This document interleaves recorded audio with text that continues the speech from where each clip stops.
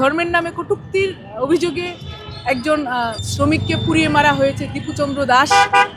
যে দীপুচন্দ্র দাসের পরবর্তীতে অনুসন্ধানের মতো জানা গিয়েছে যে তিনি কোনো কটূক্তি করেননি। আমি ধরে নিয়েছি তিনি কটূক্তি করেছেন, তার জন্য দেশে আইন আছে, তাকে আইনের হাতে তুলে দেওয়া হতো। এবং কটূক্তির বিরুদ্ধে বাংলাদেশি আইনে যথেষ্ট ব্যবস্থা নেওয়ার কথা বলা আছে। তাহলে কেন একটি মানুষকে দিনে দুপুরে আগুনে জ্বলসে মারতে হলো? এবং আপনারা আরও দেখেছেন যে লক্ষ্মীপুরে আমাদের এক বিএনপি নেতার 7 বছরের শিশুকন্যা, তাকে ঘরে আগুন দিয়ে পোড়ানো হয়েছে। আরও অনেকে আহত আছে, তার পরিবারের সদস্যরা অনেকে আহত।